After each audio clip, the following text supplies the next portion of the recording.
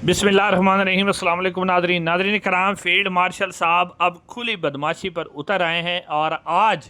जो अल Qadir trust case की समाअत थी इस्लामाबाद हाई कोर्ट के अंदर, तो उससे जो नैब ने जिस तरह का रवैया अख्तियार किया वो एक किस्म की खुली बदमाशी है। और ये आपको सबक दिया गया है या पैगाम दिया गया है कि आप जो मर्जी कर लें, हम इमरान खान और बुशरा बीबी को नहीं छोड़ेंगे।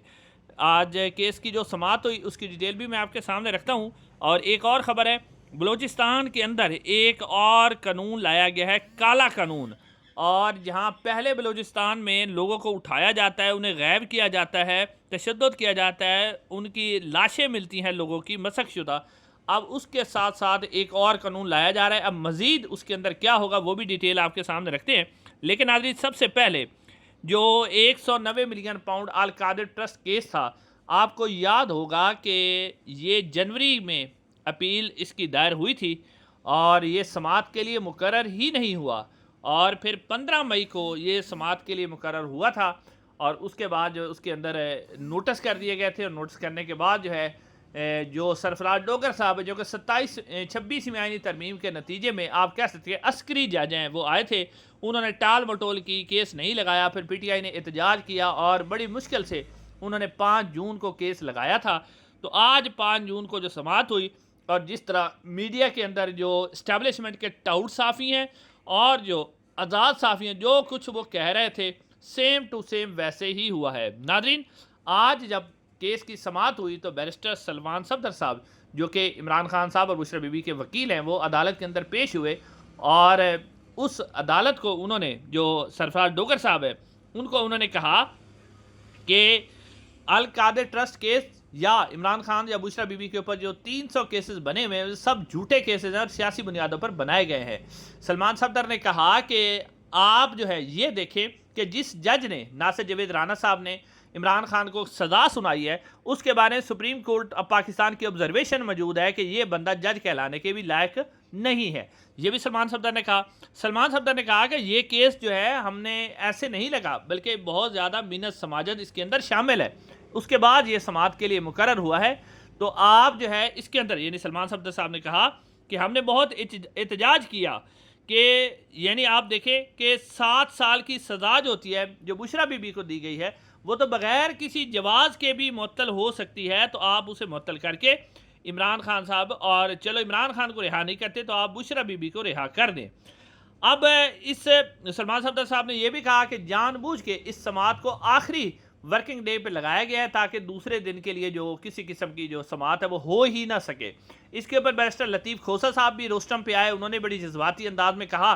कि आप जो है इस समाअत को होने दें और इसके ऊपर आर्डर जारी करें। तो इसके ऊपर जो नैब प्रोसिक्यूटर थे, डिप्टी प्रोसिक्यूटर राफे मकसूद साहब,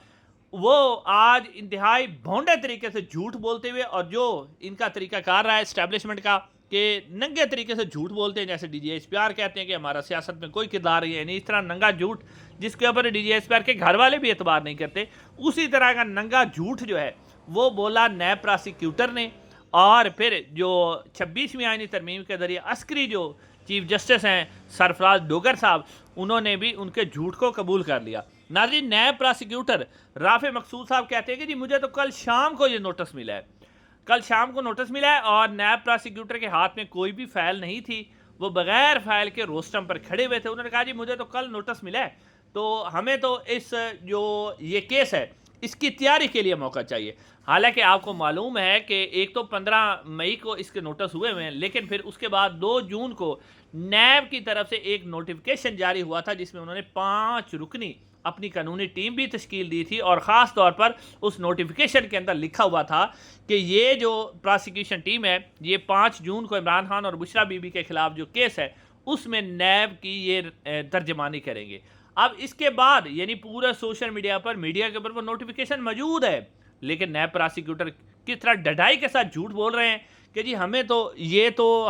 पता ही कल चला है। अगर आप देखें तो नैब की जो इमारत है और इस्लामाबाद हाई कोर्ट की जो इमारत है बिल्कुल आमने सामने, बीच में एक सिर्फ सिंगल रोड है। आप कह सकते हैं कि 15 या 20 फीट का दरमियान में फासला है, तो 15-20 फीट के फासले पर जो इमारत मौजूद है उसे कल शाम को नोटिस मिला है। और फिर इससे भी बढ़कर जो अफसोसनाक सूरत हाल है کہ چلو نیب پراسیکیوٹر تو اسٹیبلشمنٹ کا بتایا ہوا ہے، اسٹیبلشمنٹ نے جو کرنل صاحب نے انہیں پیغام دیا انہوں نے تو ویسے ہی کرنا تھا، لیکن آپ عدالتوں پہ حیران جائیں کہ جسٹس سرفراز ڈوگر صاحب، اگر کوئی مہذب ملک ہوتا، کسی ملک کے اندر آئین اور قانون آزاد ہوتا، تو وہ یہ کہتا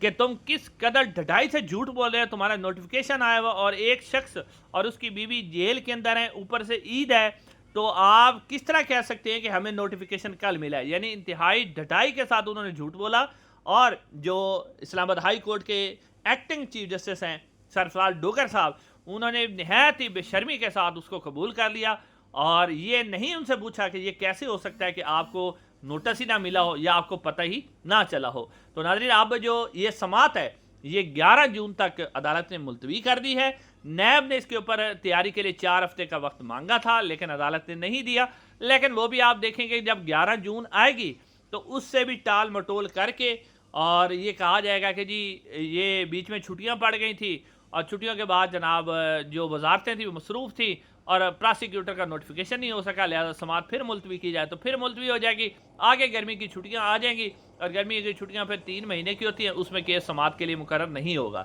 تو یعنی کھلی بدماشی ہے جو کی جا رہی ہے۔ اب پی ٹی آئی کو سوچنا ہے کہ وہ اس کھلی بدماشی کو اسی طرح جھیلتے رہیں گے یا اس کے اوپر کچھ کریں گے بھی صحیح۔ ناظرین، اب اگلی خبر آپ کے سامنے رکھنی ہے، یہ میں آپ کو دکھا رہا ہوں اسکرین کے اوپر، آپ دیکھ لیں۔ بلوچستان اسمبلی نے انسداد دہشت گردی ترمیمی بل 2025 منظور کر لیا۔ اچھا، اس بل کے اندر کیا ہے؟ مشتبہ افراد یعنی جن پر شک ہوگا 3 ماہ تک حراست میں رکھا جا سکے گا، اور اس میں توسیع بھی ممکن ہوگی۔ پولیس اور خفیہ جو ادارے ہیں ان کو مشترکہ تحقیقات کا اختیار مل گیا۔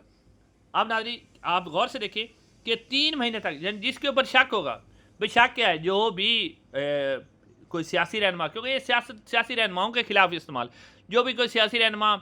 گمشدہ جو جبری گمشدگی ہے ان کے اوپر بولے گا یا اسٹیبلشمنٹ کے خلاف بات کرے گا، اس کو اٹھا لیا جائے گا کہ اس کے اوپر شک ہے، 3 مہینے اسے رکھا جائے گا اور اس میں مزید بھی توسیع دی جا سکے گی۔ اور پھر ساتھ نیچے آپ دیکھیں کہ خفیہ ادارے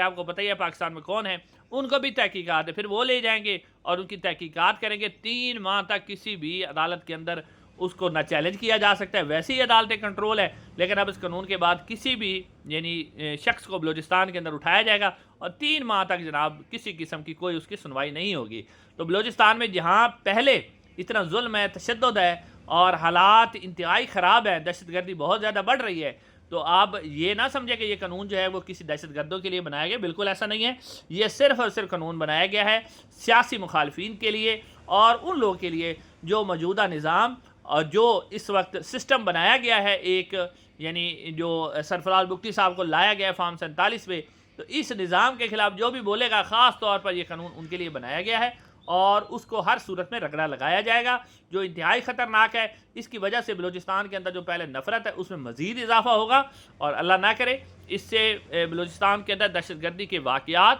یا جو اس قسم کی بد امنی کے مزید خدشات پیدا ہوں گے۔ لیکن کیونکہ جو ہمارا اس وقت نظام ہے وہ چاہتا ہے کہ آپ کو یاد ہوگا کہ جو ظالم ہوتا ہے وہ ہمیشہ بزدل ہوتا ہے، اور بزدل جو ظالم ہوتا ہے اسے ڈر بہت ہوتا ہے، تھوڑی سی بات پہ بھی وہ ڈر جاتا ہے۔ تو یہی وہ ڈر ہے جو اس وقت پیدا ہوا ہے ظالم کے دل میں، اور وہ پھر اپنے ظلم میں مزید بڑھتا جاتا ہے۔